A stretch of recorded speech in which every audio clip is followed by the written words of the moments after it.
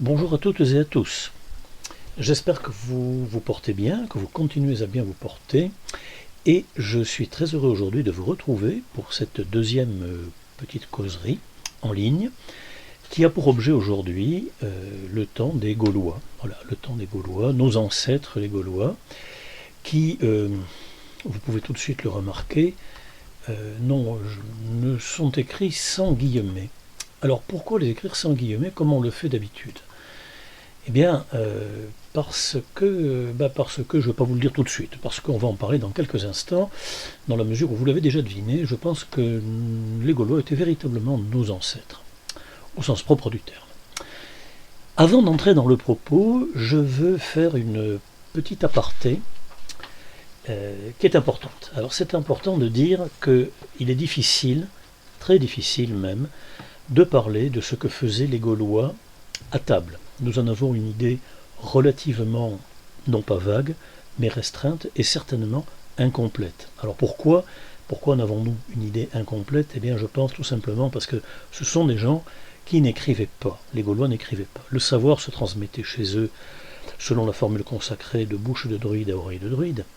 Et les écrits dont on dispose, contemporains de cette époque des Gaulois, ce sont des écrits latins ou grecs. Nous allons avoir l'occasion de les citer, d'y revenir. Et c'est ennuyeux parce que les Grecs et les Latins avaient forcément de nos ancêtres gaulois une vision peut-être, on peut craindre en tout cas, qu'ils n'aient eu d'eux une vision quelque peu partisane et influencée par leur imprégnation de civilisation antique qu'ils devaient très certainement juger supérieure à celle des Gaulois, ce en quoi je pense qu'ils avaient probablement tort. Bien.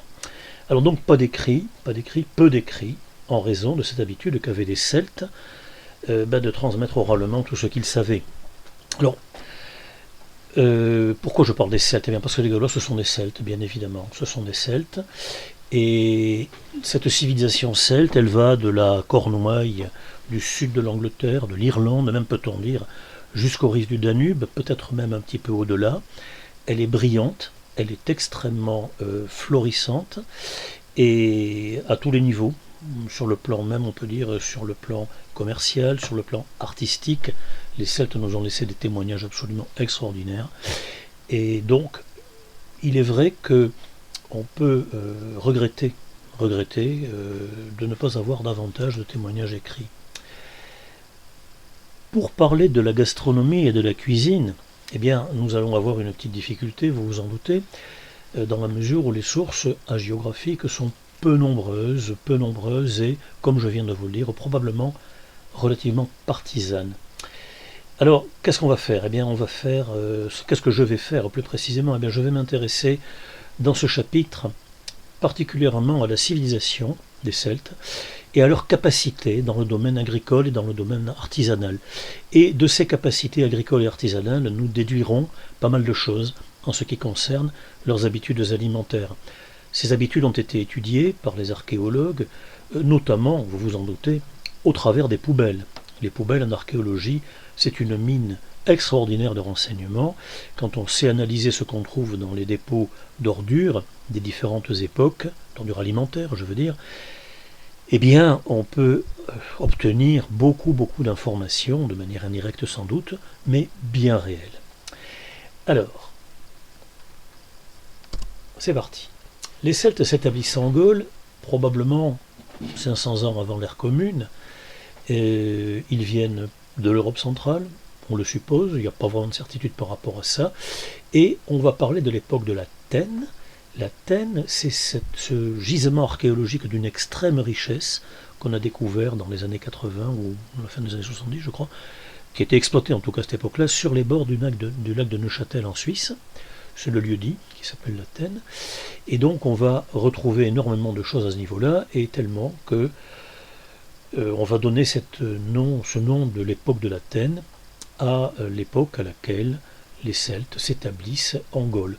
Pas dans la totalité de la Gaule, il y a une petite zone correspondant à la côte Ligure, c'est-à-dire autour de Nice si vous voulez, au-delà, en allant vers l'Italie, et puis également un petit peu au-delà des Pyrénées, dans le petit recoin de l'Aquitaine, le grand sud-ouest, on va dire, l'extrême sud-ouest de notre territoire, où là, il y a des tribus qui, semble-t-il, ne sont pas parfaitement assimilées à la culture celtique.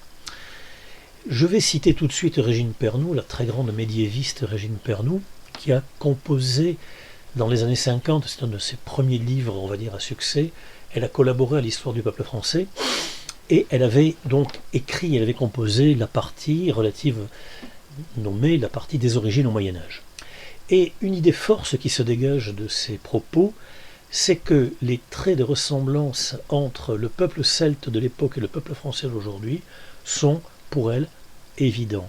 Et je la cite, « Dès que l'on pénètre la vie quotidienne et les mœurs familières des Gaulois, on est étonné de voir à quel point leurs réactions, leurs aptitudes et leur caractère ressemblent aux nôtres. » C'est très fort comme propos, et je suis certain que Régine Pernoud, qui est une grande médiéviste et une grande historienne, n'écrit pas cela à la légère.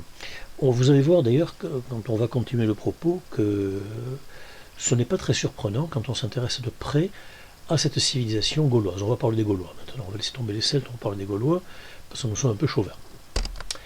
Alors, ce sont des agriculteurs très talentueux et des artisans particulièrement ingénieux. Les Romains vont dire, Jules César dit dans ses écrits, à un moment donné, il dit qu'il n'y a aucun problème technique que les Gaulois ne soient capables de résoudre.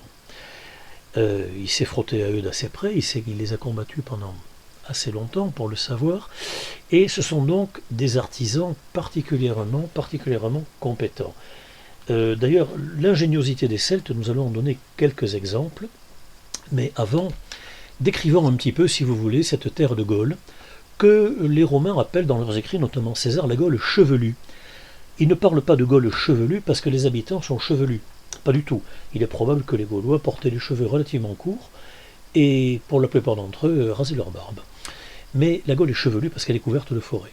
Il y a énormément de forêts en Gaule, beaucoup plus qu'il n'y en a aujourd'hui, et cette forêt, bien sûr, c'est une immense richesse.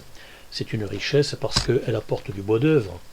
Elle apporte du bois d'œuvre en quantité, les Gaulois s'en servent pour bâtir leurs maisons, et également en grande partie pour fortifier leur place forte. Ils ont une technique de construction des fortifications qui est tout à fait remarquable. On peut voir cela, ça a été très bien reconstitué sur le site archéologique de Bibracte, en Bourgogne. Ils ont une façon de mélanger la pierre et le bois qui rend leurs murs d'enceinte pratiquement insensibles au travail du bélier. Voilà, donc le bois est particulièrement précieux, c'est également un combustible bien sûr, et on trouve dans la forêt énormément de choses à manger. On trouve des champignons, les Gaulois sont tout à fait capables de discerner les bons des mauvais, on le sait très bien aujourd'hui, on retrouve des faînes avec les hêtres, on trouve des érelles, des baies sauvages, des châtaignes, très nourrissantes, et de l'ortie. Alors l'ortie, on aura l'occasion de reparler de l'ortie. L'ortie aujourd'hui, pour nous, c'est une mauvaise herbe. Eh ben, on a bien tort, croyez-le, parce que l'ortie est un végétal extrêmement riche à la fois en protéines, exceptionnellement riche en protéines et en silice. Et on va consommer l'ortie à l'époque des Gaulois de façon très importante, et on va continuer à la consommer à l'époque médiévale. On arrêtera de la consommer à la toute fin du XVe, au début du XVIe siècle.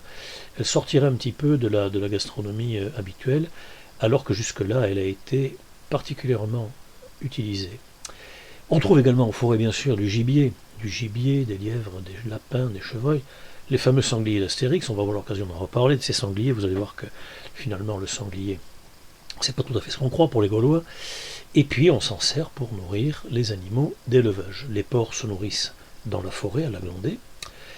Et puis on se sert de ce que procure la forêt pour la litière des animaux domestiques, notamment avec des fougères particulièrement. Alors voici une petite représentation qui vaut ce qu'elle vaut, mais qui est assez intéressante quand même, je pense, sur l'importance de la forêt au Moyen-Âge. Alors quand on regarde cela, on se rend compte que le centre de notre pays est habité par une grande forêt qui couvre une partie du Massif central, jusque dans les Cévennes. On voit également que le Médoc est couvert de forêts. Le Médoc et les Graves, c'est intéressant. Aujourd'hui, il n'y a plus du tout d'arbres, il n'y a plus que des vignes. Mais à l'époque des Gaulois, avant, disons, la conquête romaine, et avant l'implantation de la vigne dans cette région-là, eh bien, c'est couvert de forêts. Et puis, évidemment, la Sologne, ce n'est pas surprenant, une partie du Val-de-Loire, la célèbre forêt de l'Évressin en Normandie, et également une forêt très très très importante en Bourgogne, sur le plateau de l'Orge notamment, en Bourgogne et aux confins de la Franche-Comté. Voilà. Cette forêt va poser des problèmes aux Romains lors de la conquête, parce qu'on peut très bien se battre en terrain nu, en terrain découvert, mais par contre, l'assaillant a vite fait de perdre l'avantage quand il est en terrain boisé. Ça, c'est évident. Alors, parlons un petit peu, je vous disais tout à l'heure que les Gaulois étaient de très très bons artisans, et qu'ils avaient une grande compétence dans ce domaine-là. Eh bien oui, ils cultivent très bien leurs terres, et pour cela ils mettent au point des outils. Vous avez ici une représentation, que vous connaissez peut-être déjà d'ailleurs, qui est assez connue, de la moissonneuse gauloise. C'est un bas-relief qui est probablement du 1er siècle avant Jésus-Christ, il est daté à peu près de cette époque-là, et on voit très bien comment fonctionne cet appareil-là. La moissonneuse est composée d'un réceptacle assez grand, lui-même monté sur roue. Ce réceptacle comporte des dents, et le cheval fait avancer, le cheval qui est guidé par un opérateur fait avancer la moissonneuse dans le champ de céréales, et il faut, au fur et à mesure, à l'aide d'une faucille bien affûtée, d'un outil bien affûté, couper les épis de blé qui tombent dans le réceptacle. Alors, cette moissonneuse gauloise, on aurait pu représenter également la charrue gauloise, qui ressemble énormément à ce qu'on utilisait encore au siècle dernier dans les campagnes en France, la charrue avec soc, avec coutre, qui est un très bel outil technologique. Et ces deux outils-là, eh bien, les Romains, eux, ne s'en servent pas. Alors pourquoi les Romains, qui sont pourtant de grands cultivateurs de céréales, ne se servent pas de ces outils technologiques qu'on peut qualifier d'avancés pour l'époque? Eh bien, peut-être simplement parce que les Romains, ils disposent d'une main-d'œuvre extrêmement abondante, à savoir les esclaves. Ces esclaves travaillent à la faucille, ils travaillent au râteau, ils travaillent à la fourche. C'est pas très efficace, mais ils sont nombreux. Et que les esclaves aient de mauvaises conditions de travail, je pense que ça ne devait pas beaucoup préoccuper les propriétaires terriens de l'époque de l'Empire romain. Probablement, ils s'en moquaient éperdument. Alors, par contre, les Gaulois, dans la civilisation des Celtes, il y a certes quelques esclaves, mais il y en a très peu. L'esclavage est beaucoup moins répandu que dans l'Empire romain, et les esclaves étant moins nombreux, ils sont probablement mieux valorisés que l'on ne le fait dans la civilisation antique de Rome. Les techniques agronomiques ne se limitent pas à la charrue et à l'utilisation de cette moissonneuse. On sait aujourd'hui que les Gaulois utilisaient avec beaucoup de précision et de succès la fertilisation des sols au moyen de substrats, et ils utilisaient soit le chaulage, soit le marnage, en fonction du pH du sol, de manière à tirer un meilleur parti, en amendant les sols trop acides avec de la chaux et les sols trop alcalins avec de la marne. Dans les régions un peu sèches, on fait usage de terre végétale, de terreau. Ça me rappelle, moi qui suis un fervent adepte de l'agroforesterie et des buts de culture, ça me rappelle quand même quelque chose, parce que on se rend compte que le rendement d'une terre peut être multiplié d'une manière stupéfiante en fonction des techniques que l'on utilise. L'assolement triennal que l'on va continuer à utiliser pendant extrêmement longtemps, en fait, jusqu'à la percée de l'agrochimie, on utilisera l'assolement triennal, et donc à une année de céréales riches, du blé, une année de céréales pauvres, peu exigeantes, comme le seigle, et une année ou bien de plantes à racines, et puis une année de friche. Voilà, l'assolement triennal. Alors le terroir gaulois donc est très très riche. Il est... Oui, les substrats, excusez-moi, je perds un peu mon fil. Oui, le terroir gaulois donc est d'une grande richesse, et ça aussi on le sait de façon indirecte, les Gaulois ne nous ont pas écrit, notre terroir est très riche, mais par contre on sait que César, pendant les 8 ans que va durer sa campagne militaire, eh bien il va avoir toujours beaucoup de facilité à s'approvisionner, Et pourtant, il a beaucoup d'hommes à nourrir, et le blé représente la nourriture essentielle et principale du légionnaire. Et donc, il n'aura aucune difficulté. Il va installer deux marchés de céréales, trois même marchés de céréales. Il va installer ses fourriers sur les villes de Mâcon, en Bourgogne, de Châlons, en Champagne, et d'Orléans, en Val-de-Loire. Et malheureusement, enfin on peut dire malheureusement, il ne sera jamais en difficulté pour trouver des Gaulois pour lui vendre du grain. Ça fait partie des problèmes que les Gaulois ont connus, mais nous ne sommes pas là pour parler de ça, bien évidemment. Alors, ces blés que l'on cultive en Gaule de grande qualité permettent effectivement de faire du pain de grande qualité, parce que la qualité du pain, c'est d'abord celle du blé. Voilà, et ça, on le sait très bien aujourd'hui. L'élevage. Alors, l'élevage, les Gaulois sont également de très bons éleveurs. Ils élevent des bœufs, des bovins, des bœufs, des vaches, des moutons, beaucoup de moutons, et des chèvres. Des chèvres. Alors, cet élevage, effectivement, va dépendre du terroir. Les chèvres, vous le savez, conviennent bien au milieu de montagne, et également au climat un peu méditerranéen, où il ne pleut pas trop. Le mouton, lui, est capable de tondre des herbes peu hautes. Par contre, les bovins, il leur faut des pâturages plus riches. On va également trouver des animaux de basse-cour, comme aujourd'hui, on peut dire. Et les Gaulois pratiquent couramment le gavage des oies. Pour manger le foie gras, bien sûr, comme nous. Vous voyez, c'est nos ancêtres et nous sommes leurs dignes héritiers. Une petite anecdote au passage. Beaucoup d'auteurs romains s'insurgent avec beaucoup de... Comment dirais-je, ils s'insurgent avec beaucoup de vigueur contre cette habitude qu'ont les Gaulois d'élever des oies. Et alors ce qui est amusant, c'est qu'ils trouvent que c'est cruel d'élever des oies. Ils disent que les Gaulois sont cruels parce qu'ils ils gavent les oies jusqu'à les en faire mourir. Alors quand les Romains parlent de cruauté, c'est quand même assez intéressant. C'était des experts en la matière.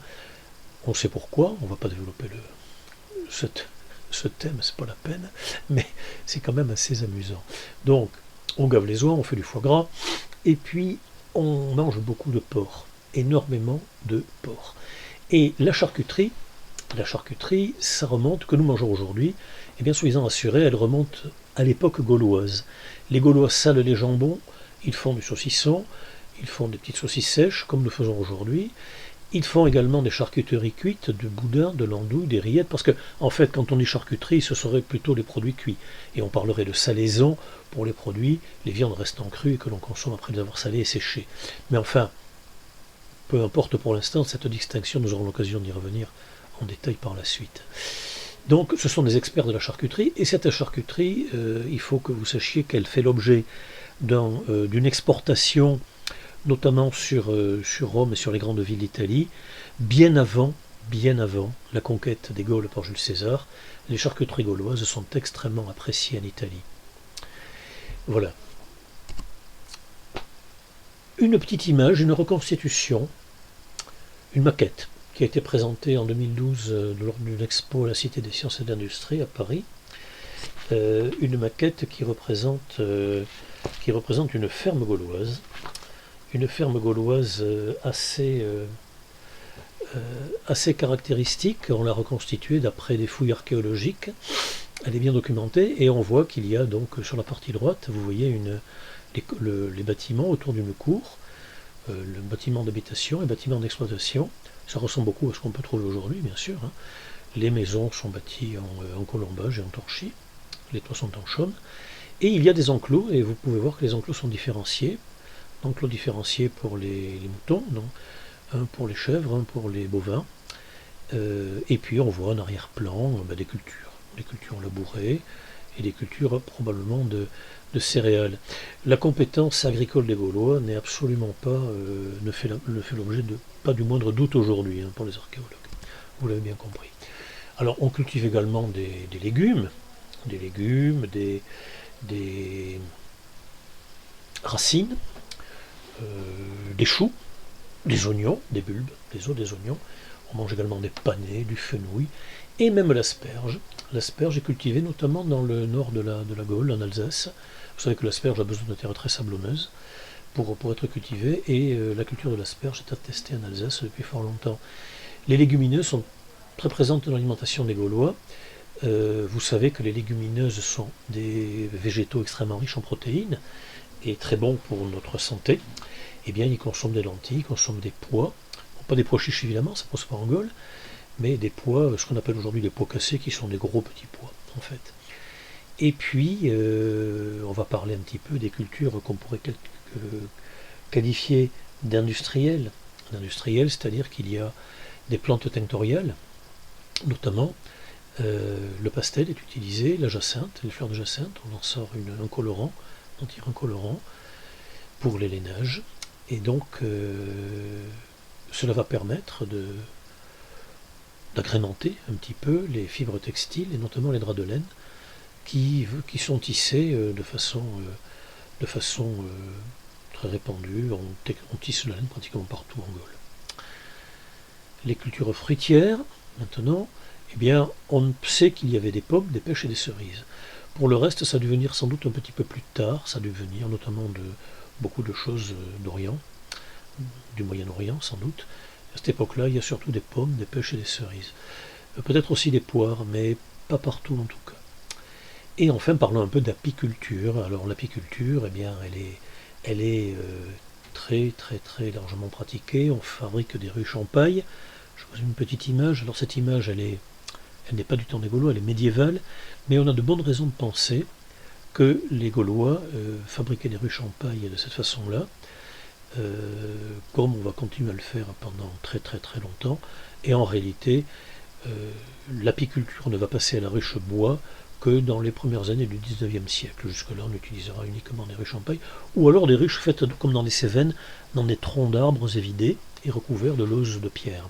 Ça se fait encore dans les Cévennes d'ailleurs. Le miel est donc très abondant. Il faut qu'il le soit parce qu'à l'époque, pour récolter le miel, eh bien, bien souvent, on souffre les colonies, ce qui revient à dire qu'on les tue. Mais il y a énormément d'abeilles, il y en a partout. Il y a des abeilles que l'on cultive, que l'on élève, il y a des abeilles sauvages dans les forêts. C'est à cette époque-là, si vous voulez, Monsanto et Syngenta n'ont encore pas réussi à mettre en place leur politique de destruction systématique du vivant, et les insectes sont présents et florissants absolument partout. N'oublions pas que les abeilles sont des insectes. Le poisson et les coquillages, alors voilà, nous allons parler un tout petit peu du philosophe Posidonios, c'est la première fois qu'on va le citer, et Posidonios, je vais vous en parler un petit peu, je vais faire un aparté. Lui, il est en Gaule il y a fort longtemps, il est en Gaule au IIe siècle avant Jésus-Christ, avant l'ère commune, et il fait état de la consommation très importante de poissons de mer d'eau douce que font les Gaulois. Voilà. Et il dit notamment qu'il les accommode très volontiers avec du sel, du vinaigre ou du cumin. Voilà. Je vais vous parler un petit peu de Posidonios parce que c'est quelqu'un qui est intéressant. Alors Posidonios, c'est un philosophe grec de l'école stoïcienne, c'est aussi un mathématicien, un géomètre. À l'époque, il n'y a pas de différence entre la philosophie et les mathématiques. C'est aussi un grand savant, c'est un géographe, un historien, c'est un homme d'une très très grande culture, et il va, comme il en a les moyens, il fait partie de l'élite de l'oligarchie, il va voyager beaucoup pour compléter ses connaissances en géographie. Il va naître à Apamée, en Syrie, en 135 avant l'ère commune, il mourra à Rome en 51 avant l'ère commune, et il va avoir des élèves très célèbres, notamment Cicéron et Pompée, vont suivre ses enseignements. Alors il voyage beaucoup, il voyage énormément, il va en Afrique du Nord, il va en Espagne, il va en Sicile, et il va en Gaule. Il va en Gaule où il va résider quand même assez longtemps, dans la région bordelaise, on va dire, dans l'estuaire de la Gironde. Il n'ira pas beaucoup plus au nord. Alors c'est quelqu'un, Posidonios, c'est une pointure, hein, c'est un grand savant. Il va réussir à calculer avec des moyens trigonométriques, il va mettre au point une méthode pour calculer la longueur du méridien terrestre, c'est quand même pas rien. En se basant sur des comparaisons de hauteur d'étoiles, la hauteur de l'étoile Canopus à différents endroits de l'Empire, il va comparer la hauteur et il va s'efforcer ainsi de calculer le méridien terrestre. Mais c'est pas ça qui nous intéresse aujourd'hui. Ce qui nous intéresse, c'est qu'il fait un voyage en Gaule et il va s'intéresser également aux mœurs des Gaulois, il va faire un peu d'ethnologie, il va observer leur religion, leur structure sociale, et il va aussi observer comment ils se tiennent à table. Vous savez, on va y revenir, hein, on va le citer de nouveau, ce Posidonios. Voilà, je ferme la parenthèse. Alors, revenons aux poissons, aux coquillages. La salaison des poissons est couramment pratiquée, et le fumage, voilà, et on sait très bien faire ça. Vous savez que la salaison et le fumage sont certainement, les plus anciennes méthodes de conservation des aliments que l'humanité a inventées et a utilisées. Aujourd'hui, les produits salés et fumés, c'est une gourmandise. À l'époque, c'était une nécessité alimentaire. C'était avant l'invention de la chambre froide et du réfrigérateur. Donc, on va parler un petit peu également du poète Ozone. Alors, le poète Ozone, il doit vous dire quelque chose. Le poète Ozone, je rouvre une parenthèse parce que ce sont des gens dont on va reparler au long de l'exposé. Donc, le poète Ozone, lui, c'est un Romain. C'est un Romain, mais qui est né en Gaule et qui va y vivre quasiment toute sa vie. Il vit dans le Bordelais. Donc plus précisément dans la région de Saint-Émilion. Et ceux d'entre vous qui aiment le vin de Bordeaux savent qu'il existe un château Ozone, qui est un premier grand cru classé de Saint-Émilion, la classification de 1956, donc c'est quand même pas rien.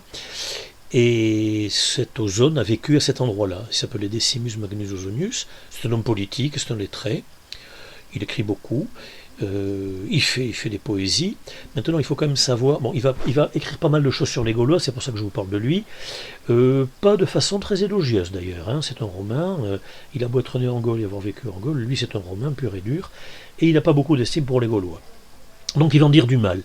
Et le grand historien Ferdinand Lot, qui est un grand médiéviste, qui s'est beaucoup intéressé à l'époque pré-médiévale, dit qu'Ozone, c'est un piètre auteur, un mauvais poète, et il le tient donc en très petite estime. Mais enfin, on sera quand même amené à utiliser des écrits de ce poète Ozone. Voilà. Il parle des huîtres de l'étang de Berre, ainsi que de celles qui sont produites dans l'estuaire de Gironde. Donc on fait déjà de l'ostréiculture à cette époque, on produit des huîtres, on ne fait pas que les ramasser. C'est un élément intéressant. Alors, parlons maintenant des boissons fermentées. Les Gaulois boivent de la cervoise, beaucoup. Ils boivent de la cervoise. Ça ressemble beaucoup à la bière, mais ils ne mettent pas de houblon dedans. Voilà, ils ne mettent pas de houblon, ce qui fait qu'elle va être beaucoup moins amère, mais cette cervoise, elle est élaborée à partir d'orge, bien évidemment, que l'on fait, je ne sais pas s'il la faisait germer comme on le fait aujourd'hui, en attendant, il devait la faire, la griller un petit peu, et puis la broyer pour la mettre en fermentation, et obtenir ainsi de la bière. La cervoise, c'est une boisson qui est très ancienne. On sait que les Mésopotamiens fabriquaient de la bière, on le sait. Donc vous voyez, c'est pas vraiment une nouveauté. Ils vont également être très forts dans la fabrication de l'hydromel. Alors l'hydromel, on en boit encore aujourd'hui. Hein. Moi qui suis apiculteur et qui me réunis souvent avec des apiculteurs, je peux vous dire que l'apéritif est toujours composé d'hydromel. On aime ça. Et c'est donc un mélange de miel et d'eau que l'on laisse partir en fermentation. Recette très simplifiée, parce que c'est pas très évident à fabriquer, il faut bien surveiller la température de fermentation, mais enfin les Gaulois consomment l'hydromel beaucoup. Et ils consomment également du vin. Pendant très longtemps, ils ne vont pas en produire du vin. Le vin, il vient d'Italie. Ce n'est que dans la région de la Provence, tout autour de Marseille, que l'on cultive la vigne, mais vers 120 avant l'ère commune, la vigne va commencer à migrer vers d'autres régions, tranquillement, ça va monter, tout doucement. Et on va cette culture de la vigne qui se développe, c'est tout simplement parce que le vin est un produit extrêmement apprécié, et les Gaulois importent le vin d'Italie. Ils l'importent dans des amphores, et ils en font une consommation relativement, on va dire, importante. J'ai envie de dire, ils en consomment autant qu'ils peuvent, parce que c'est un produit coûteux, c'est un produit qui est quasiment un monopole de l'Italie, à cette époque-là. Donc produit d'un monopole, produit qui vient de loin, produit pondéreux, lourd à transporter, on peut comprendre qu'il était coûteux. Donc, on va revenir d'ailleurs un petit peu plus tard sur cette question du vin et des Gaulois, vous allez voir. Et cette extension du vignoble va se faire donc bien avant la conquête romaine par César. Et je vais vous parler un petit peu maintenant du sanglier, parce que comme je suis sûr que comme moi vous avez lu ou parcouru Astérix et Obélix notamment, mangent énormément de sangliers. Ils vont à la chasse, ils ramènent des sangliers sous le bras, ils les font rôtir, ils les mangent. Eh bien, on est obligé de dire que c'est pas vrai. C'est pas vrai. Les Gaulois mangent des sangliers, bien sûr, ils en mangent un petit peu, mais ils en mangent très peu. Ils mangent des sangliers comme ils mangent du chevreuil, ou comme ils mangent des... Pour eux, c'est un gibier qui n'est pas particulièrement facile à tuer, parce qu'à l'époque, il faut le tuer à l'épieu. Le sanglier n'est pas un animal commode, il ne se laisse pas faire, donc il court vite.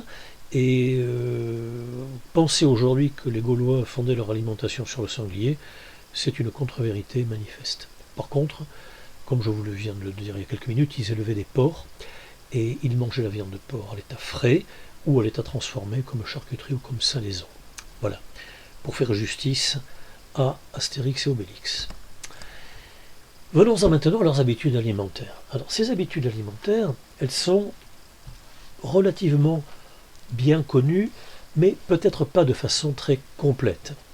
Comme je vous l'ai dit au début de l'exposé, on est obligé de se fier à des écrits de gens qui ne sont pas des Celtes, qui ne sont pas des Gaulois. Et donc, on va commencer par une citation du poète Ozone, qui vous décrit un banquet gaulois. C'est une longue succession de plats, dit-il. Les oiseaux et le bétail en tout genre, la chèvre errante ne manque pas, ni le mouton, le chevreau pétulant. N'oubliez pas qu'Ozone est un poète, on sait que c'est un poète. Les hôtes des eaux, il nous parle des poissons et des écrevisses, j'imagine, les daims et les cerfs timides. Sous les regards et entre les mains passent les fruits succulents. Donc on mange des fruits, on mange de la viande. Quand l'affaire est chassée, on pose de grands cratères et on verse le vin. Je dirais aussi nos aliments que nous tenons d'une vieille habitude, le sel marin. Puis ce fut le fromage, et avec la fleur de froment, le gruau. Là, il nous parle du pain, bien sûr. Parmi les plantes, le cumin autant de mordant que le poivre. Là, je ne sais pas trop ce qu'il veut dire, parce que le cumin, pour moi, ça pique pas. La graine de pélus de lentilles est plate et ronde. Voilà. Et ce que l'on se plaît à manger et à boire, le produit de l'actif travail des abeilles, le miel. Non, le miel et l'hydromel.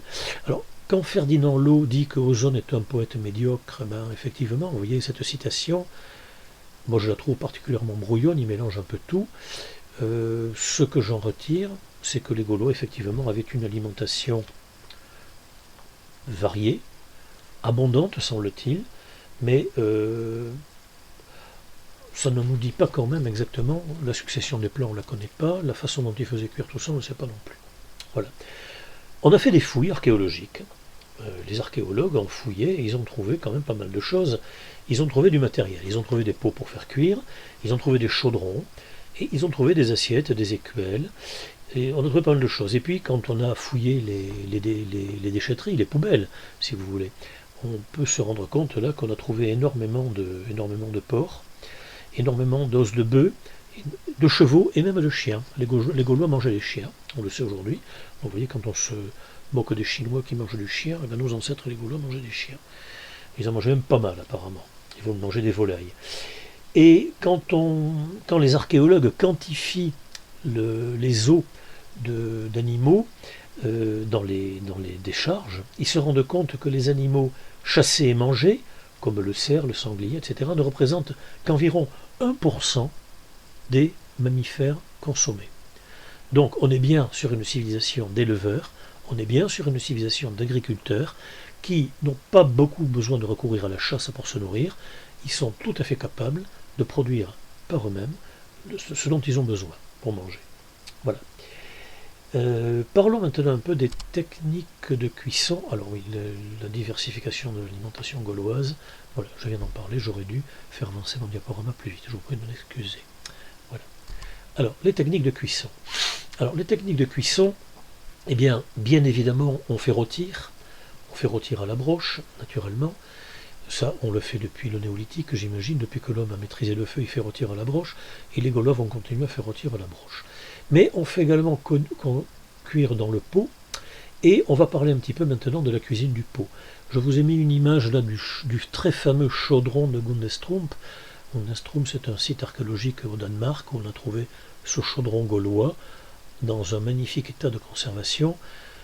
Il n'est pas prouvé qu'il servait à faire la cuisine, il est peut-être un peu trop beau pour ça, mais en attendant, ce qui est certain, c'est que les gens qui sont capables de réaliser une œuvre de métallurgie aussi belle devaient avoir une compétence non moins étendue pour fabriquer des ustensiles de cuisine.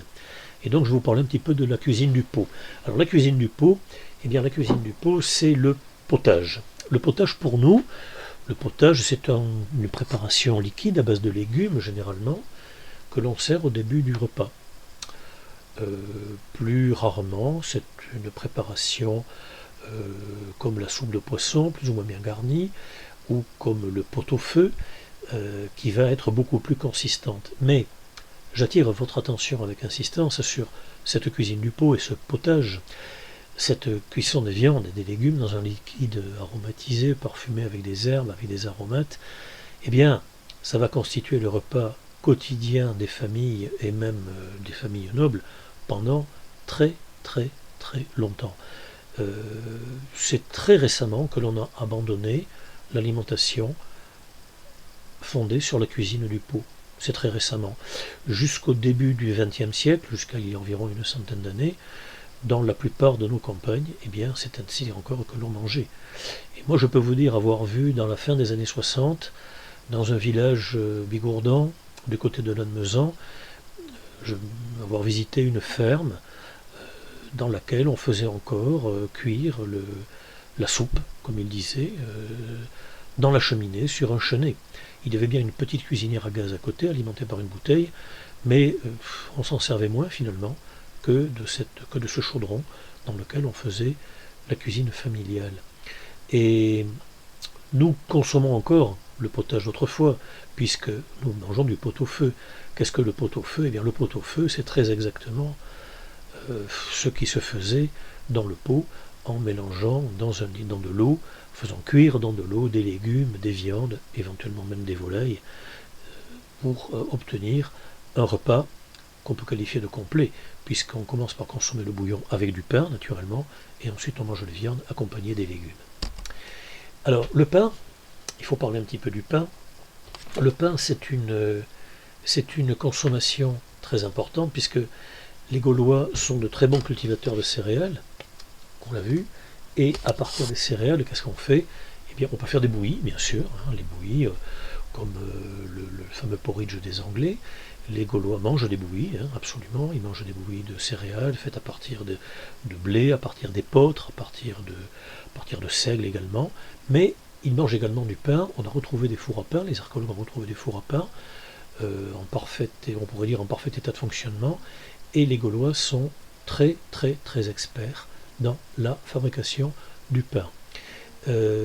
Cette filière intégrée qui consiste à cultiver du blé, à le moudre, à en faire une pâte à pain et à la cuire, s'appelle à l'époque la boulangerie, et cette boulangerie se fait à partir de farine forte. Alors, qu'est-ce que la farine forte?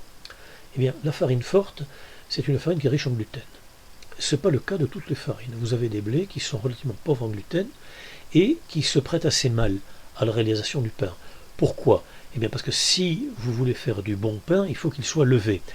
Et pour qu'il lève, il faut qu'il piège le gaz carbonique, il faut que la pâte piège le gaz carbonique qui est produit par la levure.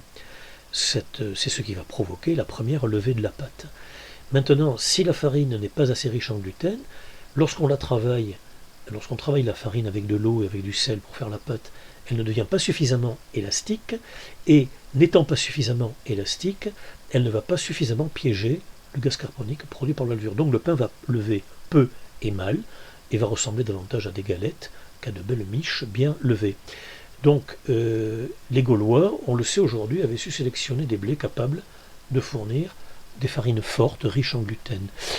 Ça c'est attesté, si vous voulez, par les palynologues, je crois, j'espère ne pas dire une sottise, c'est-à-dire les archéologues spécialistes de l'étude des pollens. Quand on étudie les pollens que l'on trouve dans les couches archéologiques, eh bien, on peut savoir de quelles céréales ces pollens étaient issus, et on sait donc, comme cela, que les Gaulois étaient capables de sélectionner les blés qui leur permettent de fabriquer du bon pain. Voilà. Le banquet. Ah, le banquet d'Astérix. Regardez comme ils font plaisir à voir, ces gens qui se repaissent de sanglier rôti.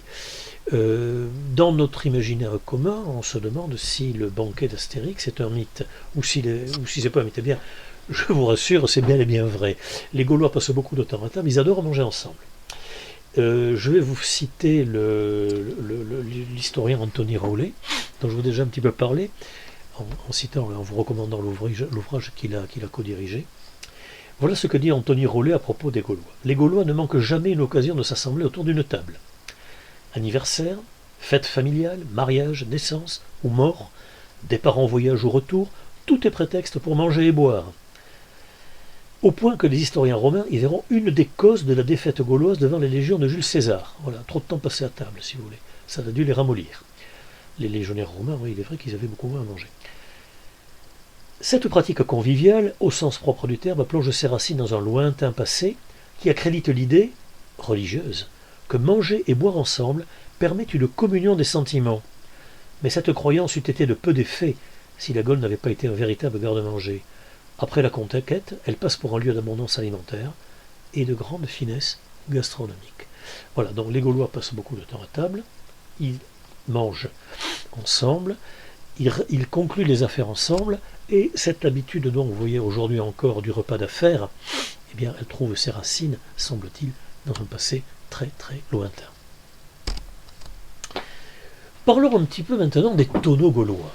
Alors, je vous disais au début de l'exposé que les Gaulois étaient vraiment des experts, des artisans de grand talent. Eh bien oui, ils ont inventé le tonneau quand même. Si vous avez eu l'occasion de voir, ne serait-ce que dans un documentaire, la fabrication des tonneaux, moi j'ai pu voir ça à l'époque où j'habitais en Bourgogne. Il y a beaucoup de tonneliers en Bourgogne pour des raisons évidentes, et notamment à Nuit-Saint-Georges. Mais je peux vous dire que la fabrication d'un tonneau, c'est quelque chose de passionnant à observer. Il faut tailler les douves de manière à ce qu'elles s'emboîtent parfaitement les unes dans les autres. Il faut les tailler selon un gabarit courbe, bien évidemment, ce qui suppose que l'on sait travailler le bois dans le sens du fil, correctement. Et ensuite, il faut assembler, il faut cercler, en sachant que les Gaulois cerclaient avec du bois et non pas avec du fer comme aujourd'hui. Mais ce sont des experts dans la fabrication des tonneaux.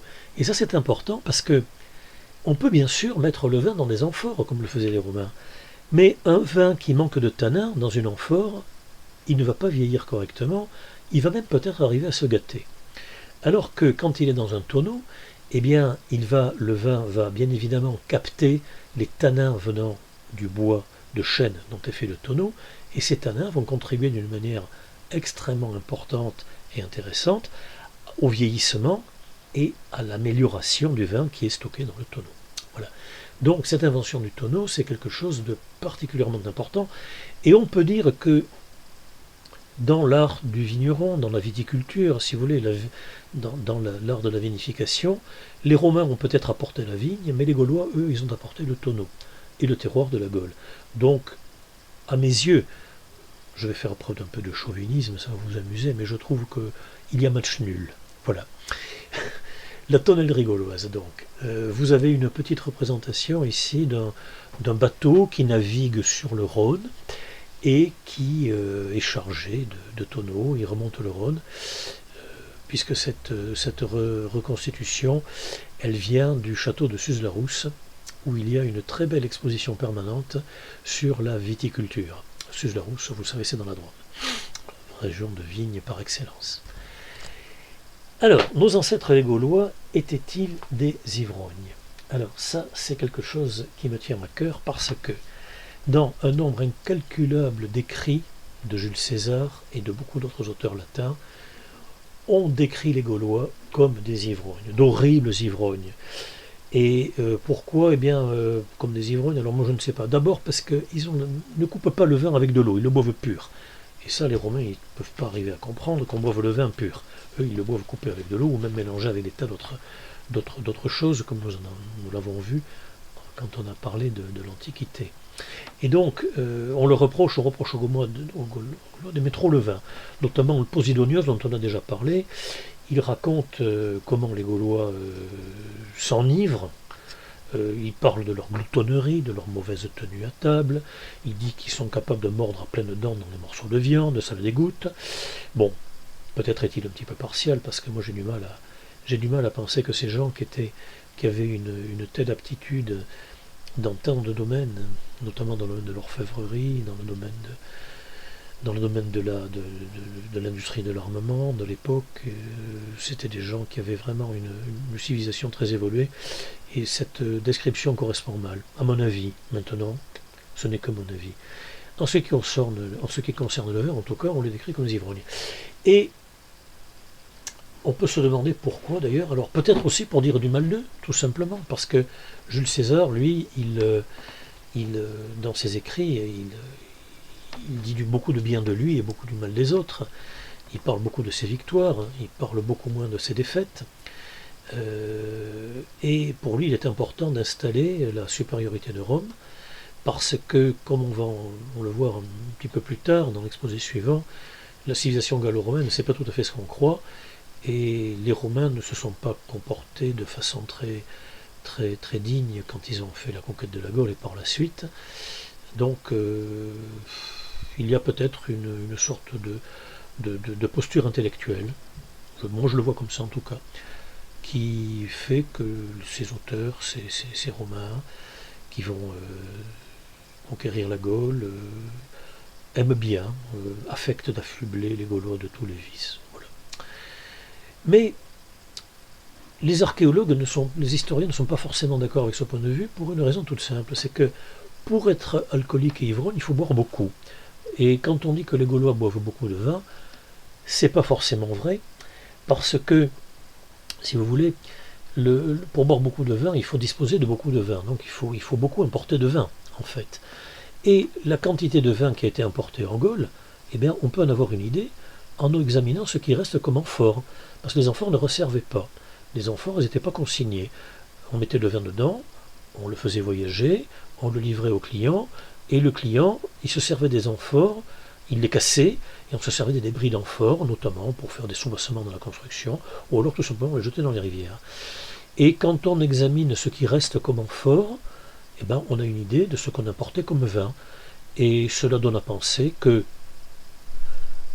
il n'était pas possible d'imaginer un peuple d'alcooliques avec ce qui était importé, les quantités de vin qui étaient importées, qu'on peut estimer, donc comme ça. Voilà, donc ça c'est pour faire justice de cette idée, qui moi me déplaît beaucoup, vous l'avez déjà compris. Par contre, au bout de quelques siècles, quand le vignoble va être largement développé en Gaule, on va fabriquer énormément de vin, on va cultiver la vigne partout, et il va y avoir beaucoup de vin, et là il n'est pas impossible effectivement que tout le monde ait joyeusement sombré dans l'alcoolisme. Mais à cette époque-là, nos ancêtres les Gaulois n'étaient plus vraiment Gaulois, ils étaient devenus gallo-romains. Voilà, je vous remercie de votre attention et je vous donne rendez-vous à la prochaine petite conférence pour parler du Haut Moyen-Âge et de l'époque des grandes invasions.